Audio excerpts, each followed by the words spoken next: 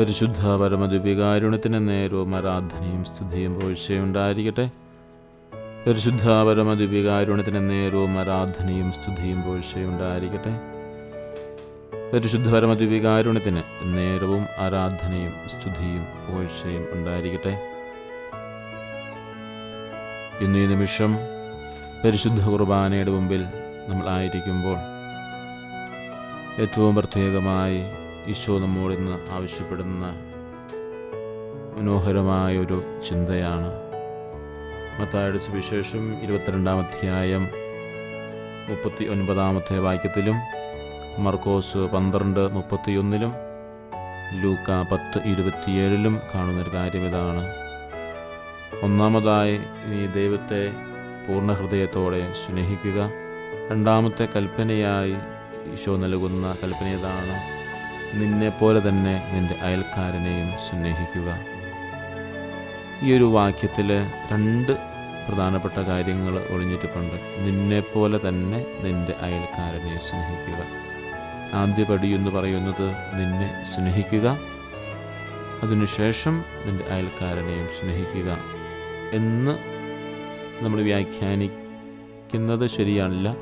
പക്ഷെ നിന്നെപ്പോലെ തന്നെ നിന്നെയും നീ സ്നേഹിച്ചിരിക്കണം എന്നുള്ള ഒരു വലിയൊരു ചിന്ത ഇന്ന് ഈശോനാഥൻ നമുക്ക് നൽകുകയാണ്. ഈ പുണ്യ നിമിഷത്തിൽ തമ്പുരാൻ നൽകുന്ന വലിയൊരു ചിന്ത ഇതാണ്. നമുക്കൊന്ന് ആ വചനത്തെ ഒന്ന് ധ്യാനിച്ചു നോക്കാം. ഒന്നാമത്തെ കൽപ്പന എന്ന് പറയുന്നത് പൂർണ്ണ ഹൃദയത്തോടെ നീ ദൈവത്തെ സ്നേഹിക്കുക എന്നുള്ളതാണ്. ഈശോയുടെ കൂടെ, ദൈവത്തിൻ്റെ കൂടെ കുറേ സമയം നീ ചെലവഴിക്കണം. അത് തമ്പുരാൻ്റെ ഒരു വലിയൊരു ആഗ്രഹമാണ്. ഈ ദിവ്യകാരുണ്യത്തിൽ നമ്മെ ആഗ്രഹിച്ചു കാത്തിരിക്കുന്ന ഈശോയെ നമുക്കറിയാം. സജീവ സാന്നിധ്യം ആ വിശുദ്ധ കുർബാനയിലുണ്ട് എന്നും നമുക്കറിയാം. അങ്ങനെയെങ്കിൽ നമ്മെ കാത്തിരിക്കുന്ന ഈ തമ്പുരാൻ്റെ മുമ്പിൽ ഒരു കുറച്ച് സമയം, നമ്മുടെ വ്യക്തിപരമായ സമയം നമുക്ക് ചെലവഴിക്കാനായി സാധിക്കുന്നു. ഒരുപക്ഷെ നാം രാവിലെ എഴുന്നേൽക്കുന്നത് മുതൽ വൈകുന്നേരം കടന്നുറങ്ങുന്നിടം വരെ ഓടുകയാണ്, നെട്ടോട്ടം ഓടുകയാണ്. കഴിഞ്ഞ ദിവസം നമ്മൾ ധ്യാനിച്ചതുപോലെ ഒരമ്മയുടെ ഓട്ടം എങ്ങനെയാണല്ലോ. രാവിലെ എഴുന്നേറ്റ് അടുക്കളയിൽ നിന്നും കുട്ടികളുടെ അടുത്തേക്ക്, ജീവിത പങ്കാളിയുടെ അടുത്തേക്ക്, അവിടെ നിന്നും ജോലി സ്ഥലത്തേക്ക്, വീണ്ടും വീട്ടിൽ വളർത്തുമൃഗങ്ങളുണ്ടെങ്കിൽ അതിൻ്റെ അടുത്തേക്ക്, അവിടെ നിന്നും ജോലി സ്ഥലത്തേക്ക്, വീണ്ടും തിരികെ വരുമ്പോൾ കുട്ടികളുമായിട്ടുള്ള അവരുടെ സ്കൂളിലെ കാര്യങ്ങൾ, അങ്ങനെ വീണ്ടും അന്ന് ഭക്ഷണത്തിനെ കുറിച്ചുള്ള കാര്യങ്ങൾ, നാളത്തേക്കുള്ള കാര്യങ്ങൾ, ഇങ്ങനെ കടക്കുമ്പോൾ ഒരു നേരം വീണ്ടും വൈകുകയാണ്. ഈ ഓട്ടത്തിൻ്റെ ഇടയിൽ സത്യത്തിൽ ആ അമ്മയെ സംബന്ധിച്ച് ആ അമ്മയ്ക്ക് ഒരു നിമിഷം അല്ലെ ഒരു 10 മിനിറ്റ് പോലും സ്വന്തം ആയിട്ടൊന്ന് ശാന്തമായിട്ടിരിക്കാനായി പലപ്പോഴും സാധിച്ചിട്ടില്ല എന്നുള്ളതാണ്. ആ അമ്മയുടെ ജീവിതം വെച്ച് പരിശോധിച്ചാൽ നിന്നെപ്പോലെ തന്നെ നിൻ്റെ അയൽക്കാരനെയും സ്നേഹിക്കുക എന്ന് പറയുമ്പോൾ അമ്മ മറന്നുപോകുന്ന വലിയൊരു സത്യമുണ്ട്. ഒരു 10 മിനിറ്റ് സമയം പോലും ശാന്തമായി തൻ്റെ ഒരു സമയമായിട്ട് മാറ്റിയെടുക്കാനായിട്ട് ആ അമ്മയ്ക്ക് സാധിച്ചിട്ടില്ല എന്നുള്ളതാണ്. മറ്റെല്ലാ കാര്യങ്ങളും ഭംഗിയായി ചെയ്യരുത് എന്നുള്ളതല്ല, മറിച്ച് ഈശോ പറഞ്ഞ് പഠിപ്പിച്ചിരിക്കുന്ന മനോഹരമായൊരു കാഴ്ചപ്പാടതല്ലേ. അതല്ലേ സത്യത്തിൽ യഥാർത്ഥം ഒരു ആത്മീയത എന്ന് പറയുന്നത്. എനിക്ക് എൻ്റെ വ്യക്തിപരമായ ഒരു സമയം ശാന്തമായിരിക്കാൻ, ശാന്തമായി പ്രാർത്ഥിക്കാൻ, ശാന്തമായി ഒരു പുസ്തകം വായിക്കാൻ ഒരു സമയം, 10 മിനിറ്റ് സമയമെങ്കിലും നാളിതുവരെ എൻ്റെ ജീവിതത്തിൽ ഞാൻ എടുത്തിട്ടുണ്ടോ എന്ന് പരിശോധിച്ച് നോക്കാം. ഒരുപക്ഷെ ഈ ആരാധനയിൽ പങ്കെടുക്കുന്നത് പോലും രാവിലെ ഭക്ഷണം പാകം ചെയ്യുന്ന സമയത്തായിരിക്കാം, അല്ലെങ്കിൽ വണ്ടിയിൽ യാത്ര ചെയ്യുന്ന സമയത്താവാം, അല്ലെങ്കിൽ ഡ്രൈവ് ചെയ്യുന്ന സമയത്താവാം, അല്ലെങ്കിൽ ചിലപ്പോൾ ഓഫീസിൽ ജോലി ചെയ്തുകൊണ്ടിരിക്കുന്ന സമയത്ത് ഇടയ്ക്ക് കിട്ടിയ സമയമായിരിക്കാം. അതൊന്നും മോശമായ സമയമെന്ന് പറയുന്നില്ല എങ്കിൽ പോലും 24 മണിക്കൂർ സമയത്തിൽ ഒരു 10 മിനിറ്റ് സമയം വ്യക്തിപരമായി എൻ്റെ ദൈവത്തിൻ്റെ കൂടെ ശാന്തമായി ഒന്ന് ഇരുന്നു കൊണ്ട് നമ്മുടെ ഹൃദയ വിചാരങ്ങൾ, നമ്മുടെ ഹൃദയത്തിലെ സന്തോഷങ്ങൾ, നമ്മുടെ ഹൃദയത്തിലെ വേദനകൾ, നമ്മുടെ ഹൃദയത്തിലെ സങ്കടങ്ങൾ, നമ്മുടെ സ്വപ്നങ്ങൾ, വ്യക്തിപരമായിട്ടുള്ള കാര്യങ്ങൾ ഈശോയോടൊന്ന് സംസാരിക്കാൻ നമുക്ക് സാധിച്ചാലോ എത്ര മനോഹരമായിരിക്കും. അവിടെ നമ്മൾ കൊണ്ടുവരേണ്ടത് നമ്മുടെ കുടുംബത്തിൻ്റെ ആഗ്രഹങ്ങളോ, കുടുംബത്തിൻ്റെ സ്വപ്നങ്ങളോ, കുട്ടികളെക്കുറിച്ചുള്ള ചിന്തകളോ, മാതാപിതാക്കളെക്കുറിച്ചുള്ള ചിന്തകളോ, ജീവിത പങ്കാളിയെക്കുറിച്ചുള്ള ചിന്തകളോ, സുഹൃത്തുക്കളെക്കുറിച്ചുള്ള ചിന്തകളോ ഒന്നുമല്ല. ഞാനും എൻ്റെ ഈശോയും മാത്രമായിരിക്കുന്ന ഒരു 10 മിനിറ്റ് സമയം. അവിടെയാണ് ഈശോയും ഞാനും തമ്മിലൊരു വ്യക്തിബന്ധം വളർന്നു വരിക. പലപ്പോഴും നമ്മൾ പറയുന്നതാണല്ലോ, ഈശോയെ വിളിക്കുന്ന കാര്യമാണ്, സ്നേഹത്തോടെ നമ്മൾ വിളിക്കുന്ന ഈശോപ്പച്ചാന്ന് വിളിക്കും. എങ്കിൽ ആ ഈശോപ്പച്ചൻ്റെ അടുത്തൊരു 10 മിനിറ്റ് സമയം ശാന്തമായിട്ട് മറ്റൊന്നിനെക്കുറിച്ചും എല്ലാം മാറ്റിവെച്ചുകൊണ്ട് പരിപൂർണമായിട്ട് ആയിരിക്കാനായിട്ട് നമുക്ക് സാധിച്ചാൽ നമ്മുടെ ജീവിതത്തിന് നമുക്കൊരു മാസം അങ്ങനെ ഒന്ന് പരിശ്രമിച്ച് നോക്കിയാൽ ഉറപ്പായി നമ്മുടെ ജീവിതത്തിലൊരു സന്തോഷം, അല്ലെങ്കിൽ തമ്പുരാൻ നമ്മോട് സംസാരിക്കുന്ന കുറേ കാര്യങ്ങൾ നമുക്ക് മനസ്സിലാക്കാനായിട്ട് സാധിക്കും. ഒരു പരിധിവരെ ഈ ആരാധനയുടെ ഒരു സമയവും അതിനു വേണ്ടിയാണ്. ഒരു 10 മിനിറ്റ് സമയം. ഈ ആരാധന ആരംഭിച്ചപ്പോഴും അത് തന്നെയായിരുന്നു എൻ്റെ ചിന്തയും. ഈശോയോടുകൂടെ ഒരു 10 മിനിറ്റ് സമയമായിരിക്കുക. എന്നെക്കുറിച്ച്, എൻ്റെ ഈശോയെക്കുറിച്ച്, എനിക്കെൻ്റെ ഈശോയോട് വ്യക്തിപരമായി പറയാനുള്ള കാര്യങ്ങൾ, മറ്റു നിയോഗങ്ങൾ വെക്കാനുള്ള പ്രാർത്ഥനകളൊക്കെ നമ്മൾ കുടുംബ പ്രാർത്ഥനയും പരിശുദ്ധ ബലിയിലും മറ്റു പ്രാർത്ഥനകളൊക്കെ നമ്മൾ മറ്റുള്ളവർക്ക് വേണ്ടി നിയോഗങ്ങൾ വെക്കുകയും പ്രാർത്ഥിക്കുകയും ഒക്കെ ചെയ്യുന്നുണ്ടല്ലോ. അതെല്ലാം ചെയ്യണം. അതെല്ലാം അതിൻ്റെ പൂർണ്ണതയെ ചെയ്യണം.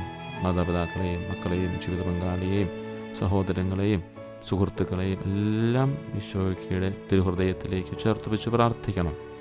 അതെല്ലാം വളരെ നല്ലതാണ്. പക്ഷെ അതോടൊപ്പം തന്നെ ഈ ദിവ്യകാരുണ്യത്തിലായിരിക്കുന്ന ഈശോയുടെ സവിധത്തിലായിരുന്നു കൊണ്ട്, അല്ലെങ്കിൽ ഈശോയുടെ ആ വലിയ സാന്നിധ്യം അനുഭവിച്ചറിഞ്ഞുകൊണ്ട് ഒരു 10 മിനിറ്റ് സമയം, സാധിക്കുമെങ്കിൽ 30 മിനിറ്റ് സമയം, അരമണിക്കൂർ സമയം ഈശോയുടെ കൂടെ ആയിരിക്കാനായിട്ട്. ഈശോയുടെ കൂടെ ഇരിക്കുമ്പോഴും ഈശോ നമ്മോട് സംസാരിക്കാൻ തുടങ്ങുമെന്നേ ഉറപ്പായിട്ടും. ഈ ഒരു ആത്മീയമായ ഒരു പ്രക്രിയ നമ്മുടെ ജീവിതത്തിൽ നമുക്കൊന്ന് പാലിച്ച് നോക്കിയാലോ, ഒന്ന് പരിശ്രമിച്ച് നോക്കാം. അത് രാവിലെയോ അല്ലെങ്കിൽ വൈകുന്നേരമോ ആയിക്കൊള്ളട്ടെ, കുറേ സമയം ഈശോയുടെ കൂടെ ആയിരിക്കാൻ ശ്രമിച്ചാൽ ഈശോ വലിയ അത്ഭുതങ്ങൾ നമ്മിൽ പ്രവർത്തിക്കും, ഉറപ്പാണ്. കാരണം ഈശോയ്ക്ക് നമ്മോട് പലതും സംസാരിക്കാനുണ്ട്. പലപ്പോഴും നമ്മുടെ ഈ തിരക്കിനിടയിൽ നമുക്ക് ഈശോയോടുള്ള സംസാരിക്കാനായിട്ട് സാധിക്കുന്നില്ലെന്നുള്ളതാണ്. നമുക്കും ഈശോയോട് ഒത്തിരി കാര്യങ്ങൾ വ്യക്തിപരമായി പറയാനായിട്ടില്ല, ഒത്തിരി കാര്യങ്ങൾ പറയാനായിട്ടുണ്ട്. പക്ഷേ പലപ്പോഴും അത് സാധിക്കുന്നില്ല എന്നുള്ളതാണ്. അതുകൊണ്ട് നമ്മുടെ ജീവിതത്തിൽ ഈ പരമദിവ്യകാരുണ്യത്തിന് മുമ്പിൽ ഇരുന്നു കൊണ്ട് ഇന്ന് നമുക്കൊരു തീരുമാനമെടുക്കാം.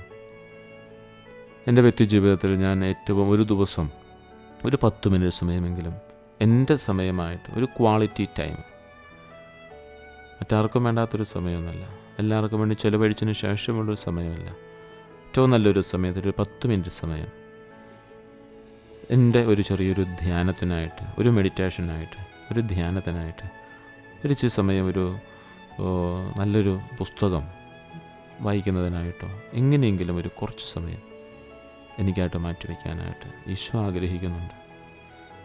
മനുഷ്യബന്ധങ്ങളൊക്കെ നമുക്ക് ആവശ്യമാണ്. അതുകൊണ്ടാണ് ഈശോ പറഞ്ഞിരിക്കുന്നത്, നിന്നെപ്പോലെ തന്നെ നിൻ്റെ അയൽക്കാരനെ സ്നേഹിക്കുക. ഒരു അരമണിക്കൂർ സമയം നമ്മുടെ ജീവിതത്തിന് വേണ്ടി വ്യക്തിപരമായി മാറ്റിവെച്ചാൽ പോലും 8 മണിക്കൂർ നമ്മൾ ഉറങ്ങിയാലും വീണ്ടും മണിക്കൂറുകൾ നമ്മുടെ മക്കൾക്ക് വേണ്ടി, മാതാപിതാക്കൾക്ക് വേണ്ടി, സഹോദരങ്ങൾക്ക് വേണ്ടി, സുഹൃത്തുക്കൾക്ക് വേണ്ടി, ജീവിത പങ്കാളിക്ക് വേണ്ടിയൊക്കെ മാറ്റിവെക്കാൻ നമുക്കുണ്ട്.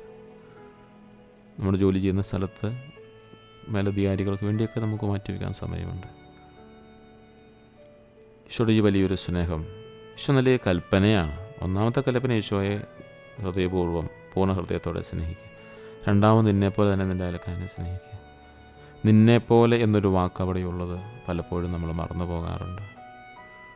അത് കുടുംബത്തിലുള്ള വ്യക്തികളോടുള്ള സ്നേഹം മൂലമാവാം, സുഹൃത്തിനോടുള്ള സ്നേഹം മൂലമാവാം, അല്ലെങ്കിൽ ജോലിയോടുള്ള ഭ്രമം മൂലമാകാം, അല്ലെങ്കിൽ ജോലിയുടെ തിരക്ക് മൂലമാവാം, എന്തുമായിക്കൊള്ളട്ടെ.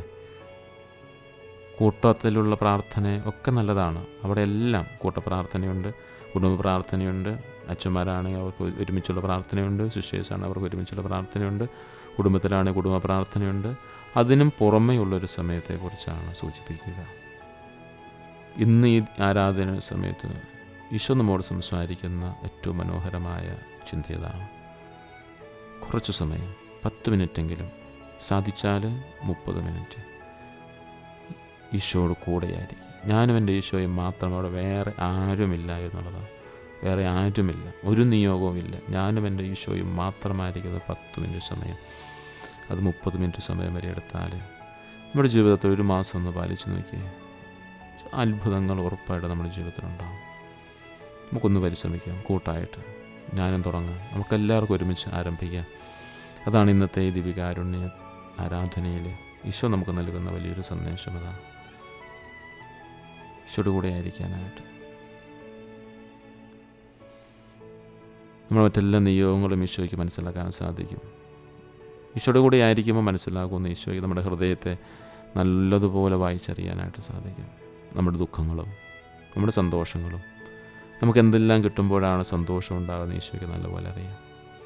നമുക്കെന്തെല്ലാം ലഭിക്കാതിരിക്കുമ്പോഴാണ് നമ്മൾ സങ്കടപ്പെടുന്നതെന്ന് ഈശോയ്ക്ക് അറിയാം. അതുകൊണ്ട് നമുക്ക് നല്ല കൂട്ടുകാരുണ്ടല്ലോ. നല്ല കൂട്ടുകാരുള്ളപ്പം നമ്മുടെ മുഖം വാടിയാൽ, നമ്മുടെ ജീവിതത്തിൽ സങ്കടം ഉണ്ടാകുമ്പോൾ അവർ ഓടി വന്ന് നമ്മെ സഹായിക്കില്ലേ? അങ്ങനെയെങ്കിൽ ഒരു 10 മിനിറ്റ് സമയം ഈശോയോട് കൂടെയായിരുന്നു കൊണ്ട് ആ കൂട്ടുകാരനാണ് ഈശോയുടെ ആ വലിയൊരു സ്നേഹമൊന്ന് അനുഭവിച്ചറിഞ്ഞാൽ, ഈശോയുടെ സ്നേഹമൊന്ന്, ഈശോയുടെ കൂടെ കുറച്ച് സമയം ആയിരുന്നാൽ ഈശോ ഇറങ്ങി വരും. അല്ലാതെ തന്നെ നമ്മുടെ മുമ്പിൽ ഇതാ സന്നിഹിതനായിരിക്കുകയാണ് സജീവമായിട്ട്. തമ്പുരാൻ്റെ അനുഗ്രഹങ്ങൾ നമുക്ക് സ്വന്തമാക്കിയിട്ടേ അടങ്ങൂ എന്നുള്ളൊരു വാശി, സ്നേഹപൂർവ്വമുള്ളൊരു വാശി നമുക്ക് നേടിയെടുക്കാം. നമ്മൾ മാറിയിരിക്കുന്നത് ആരോടുമുള്ള പിണക്കമായിട്ട് നമ്മൾ കരുതേണ്ട ആവശ്യമില്ല. മക്കളോടുള്ള പിണക്കമായിട്ട് കരുതേണ്ട ആവശ്യമില്ല. ഇല്ല, അവർക്ക് ഇത് ചെയ്തു കൊടുക്കേണ്ട സമയമാണല്ലോ ഞാൻ മാറ്റിവെച്ചിരിക്കുന്നത് ചിന്തിക്കേണ്ട ആവശ്യമില്ല. എൻ്റെ ജീവിത പങ്കാളി കൊടുക്കേണ്ട സമയമാണല്ലോ ഞാൻ മാറ്റിവെച്ചിരിക്കുന്നത് ചിന്തിക്കേണ്ട ആവശ്യമില്ല. എൻ്റെ ജോലി സ്ഥലത്ത് ഞാൻ ചെയ്യേണ്ട സമയമാണല്ലോ മാറ്റിവെച്ച് ചിന്തിക്കേണ്ട ആവശ്യമില്ല. പക്ഷേ ജോലി സമയത്ത് പോയിരുന്ന് അച്ഛൻ്റെ ഒരു ആരാധനയിൽ ഇങ്ങനെ കേട്ടിരുന്നു എന്ന് പറഞ്ഞുകൊണ്ട് 1 മണിക്കൂർ സമയം എനിക്ക് ധ്യാനിക്കണമെന്ന് മാറിയിരിക്കുന്നത് അത് ജോലിയോടുള്ള, അല്ലെങ്കിൽ ജോലി നൽകുവാനോടുള്ള വിശ്വസ്തതയുടെ കുറവായി തീരും. അങ്ങനെ ചെയ്യരുത്. അല്ലാതെ നമ്മുടെ ഉള്ള സമയമുണ്ട്, ആവശ്യത്തിൽ കൂടുതൽ സമയമുണ്ട്. അങ്ങനെ നമുക്ക് മാറ്റാം. ആരോടുമുള്ള ഒരു പരാതിയുടെ പേരിലോ അതിനൊന്നും നമ്മൾ ചിന്തിക്കേണ്ട ആവശ്യമില്ല. ഞാനും എൻ്റെ ഈശോ, കാരണം ഈശോ നൽകിയ കൽപ്പനയുടെ ഒരു ഭാഗമാണ്.